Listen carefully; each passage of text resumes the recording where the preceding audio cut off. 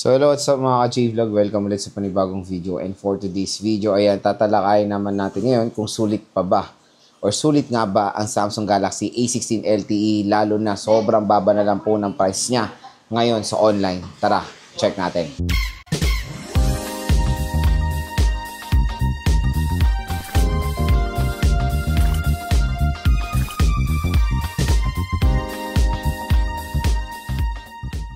So yun, shoutout sa mga nakanood ng ating unboxing video.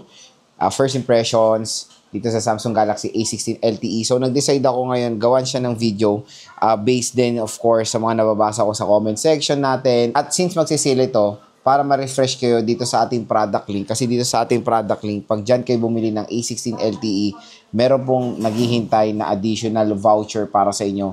Exclusive yan sa YouTube video natin. Ano nga muna bang SRP neto? So, ang SRP ng A16 LTE is 9,990 pesos or almost 10,000 pesos for the 4GB 128. So, last year po ito lumabas at kung mapapansin naman natin yung SRP niya, ay hindi talaga bagay doon sa RAM at ROM na nilagay ng Samsung dito. Pero ang magandang balita nga ngayong 2025, especially nung July and August, ay napakamura na lang po nitong A16 LTE. At dito nga sa ating product link, dito, click nyo itong view products na to, mura at bagsak presyo lang dyan yung A16 LTE. So, nagkakahalaga na lang siya ngayon. As of ngayong August 2025, pwede nyo makuha to for as low as 5,000 pesos. Baka mas mura pa siya kung depende sa voucher na makukuha nyo. Pero again, napakamura natin makukuha na lang tong A16 LTE. Minsan nakikita ko pa to ng 4 Plus.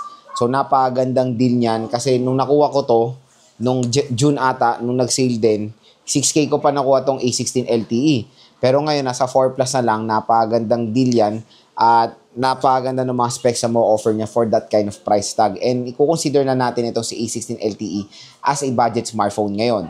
So, since 4GB 128 din siya, marami nagtatanong kung okay pa ba yan. Definitely mga ka-J-Vlog, ngayon na nag-price drop na si A16, bumabagay naman na rin kahit pa paano yung RAM at ROM niya sa kanyang presyo. Pag nakuha nyo to ng 4 to 5,000 pesos, definitely, ano rin naman siya, sulit din naman siya sa kanyang price tag. At 120GB is yung pinaka-minimum na rin na pwede natin makuha sa ganitong presyo. At syempre, ngayong sale, marami nagde-decide kung maganda bang kunin itong Samsung Galaxy A16 LTE. Especially mga ka-J-Vlog, ang mura na lang po talaga nito binibigay ni Samsung. At lumabas na rin yung bago na A17 5G. Wala pa rin tayong further announcement sa A17 LTE. I don't know kung maglalabas pa si Samsung about dyan. Pero yung A17 5G is available na siya sa online. Physical store, yung A16 LTE, ganyan pa rin yung price tag niya. Nasa 10,000 pesos pa rin. Pero again, pag sa online kayo bibili, napakamura lang. At ang dami ko nakikita sa comment section, yes, ang dami natutuwa kasi sobrang nilang mura nakuha itong A16 LTE. And ako, isa na ako dyan. Mahal ko pa nga siya nakuha, 6,000 pesos. Pero ngayon, 4,000 plus na lang itong smartphone na to. Unang-unang sulit dito sa smartphone na to is yung kanyang display. To be honest, ito yung magiging pambato ng A16 LTE sa mga competitors niya, lalo na sa ganitong price na 4 to 5,000 pesos. Yung Super AMOLED display. Super AMOLED display, hindi natin nakikita yan even sa mga mid-range smartphones today. Usually, AMOLED display ang binibigay nila. Parang Super AMOLED display, usually si Samsung talaga nagbibigay niyan. And alam niyo naman, pag si Samsung is, well-known brand yan sa paggawa ng mga AMOLED panels. So, yun yung isang advantage ni Samsung sa competitors niya sa 4 to 5,000 pesos na usually naka-IPS LCD display. Biruin mo yun talaga rin yung na-appreciate ko dito nung ginagamit ko yung A16 LTE. Kaya nagtago ako ng isa. Yung tinago ko yung A16 5G. Ang ganda ng display, panalo-panalo. Sobrang bright. Ang ganda ng color accuracy. Talagang very detailed pag naglalaro kayo. Ine-enhance pa yung graphics na nilalaro nyo dahil ang ganda nga nung resolution na mo-offer niya rin. Yun din ang maganda dito, Full HD Plus 1080p sa presyo na 4 to 5,000 pesos. Hands down na tayo dito. Ito yung isa sa pinakasulit na budget smartphone for a price tag na below 6,000 pesos ngayong 2025. Tapos naka 90Hz screen refresh rate pa si Samsung Galaxy A16 LTE. So yun, sa mga consumers na mahilig mag-games, mahilig manood ng movies, social media, bibigyan kayo nitong smartphone na to ng premium quality display.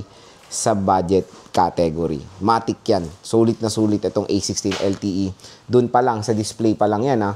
Susunod dyan yung chipset. Biruin mo, yung chipset nito is the MediaTek Helio G99 na grabe, na-adapt na rin yan ng A07 ngayon. Pero yung A16 LTE G99 chipset sa presyo na 4,000 to 5,000 pesos ay huge advantage din niya yan sa mga competitors niya. Nakapag-game test na rin ako dito. Lahat ng mga tinest nating games ay all goods na all goods din dito sa smartphone na to. At don't worry, kayang-kaya niyang Genshin Impact G99 Matic yan. At kung naglaro tayo ng ML dito, solid nung sinet natin sa high graphics. Ang laking tulong talaga ng Super AMOLED display kasi mas ine-enhance pa yung graphics na nilalaro nyo. So better for gaming din itong A16 LTE. Next is yung camera. Yung camera nito, biruin nyo kasi ang specs niya is, yung iba talaga sulit for a price tag na 10,000 pesos. Pero since na nag-price drop to, syempre, i-compare natin siya kung magkano natin siya nakuha ngayon at kung magkano lang siya available sa online. Scrap na natin yung SRP para malaman nyo rin kung magkano nyo siya pwede mabili sa mall. At pumunta rin ako sa mall ng August. Yes, ganun pa rin yung presyo ng A16 LTE, hindi pa rin nagbabago. Kaya napakamura lang dito sa ating View Products pag bibili kayo nitong smartphone na to. Camera niya, biruin mo may main megapixel, may ultra-wide camera, meron pang macro lens, kompleto recados. Usually kasi, mga ibang smartphones, including sa mga ganitong price tag na nakalagay, triple camera, dual camera, tapos useless naman yung mga lente. Depth sensor, AI lens, auxiliary lens, di ba? Mas better na itong A16 LTE. Makuha nyo ng 4,000 to 5,000 pesos. May ultra-wide camera na super duper useful yan sa mga consumers na photography yung habol sa smartphone. And yes, malinaw din ang camera na itong A16 LTE. Marami kayong magagawa sa camera niya. Yan, ultra-wide. Pwede kayo mag-macro lens. At mataas din yung main megapixel niya, 50 megapixel. At legit, pag nag-take kayo ng photo, very sharp talaga yung display, ay very sharp talaga yung mga photos na mapoprovide nitong smartphone na to. When it comes sa RAM at ROM kasi ng A16 LTE, marami rin magre-reklamo dyan, Matic. Doon nga lang sa nireview ko ngayon na A06 4G, nagreklamo pa sa chipset I don't know kung bakit nagre-reklamo pa sa chipset kung 3,000 mo lang naman nakuha, di ba? Again, hindi naman malaking 3,000 mo, ano ni-expect mo? Mabilis na chipset, matuloy na chipset na sobrang bilis? Siguro magdagdag ka ng budget, makukuha mo yung ganyan chipset. Pero again, when buying a smartphone, always look kung magkano nyo lang nakuha.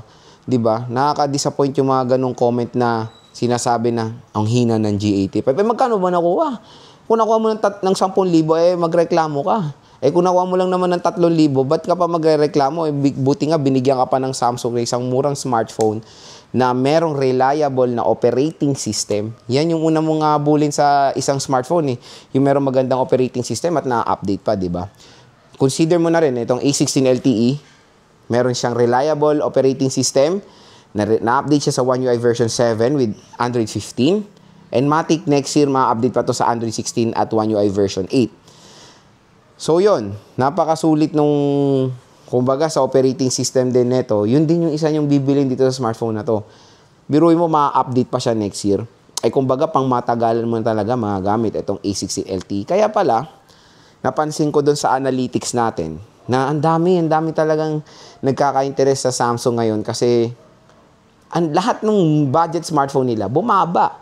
Dati, hindi pinapansin yung mga smartphone sila kasi overpriced. To be honest, real talk tayo, overpriced yung mga A-series ng Samsung before. Pero ngayon, grabe, nakakagulat sa online. Even the A56, gagawin tayo ng video about dyan. Even the A56, bumaba rin ang price. Grabe, nakaka-excite. Talagang excited na si Samsung sa 9/9 sale. Kaya ano pang hinihintay nyo? Hanggang mura pa ang A16 LTE. Ito hanggang available pa pala. Kasi ang bilis ma-sold out. Yung 5G na sold out na. Itong A16 LTE, there's a possibility, mabilis na siya maubos. Kaya hanggang meron pa, i-click nyo na tong View Products natin dahil mura at bagsak presyo dyan ang A16 LTE. Ang maganda pa sa smartphone na to, makunat pa battery. 5,000 mAh na removable battery.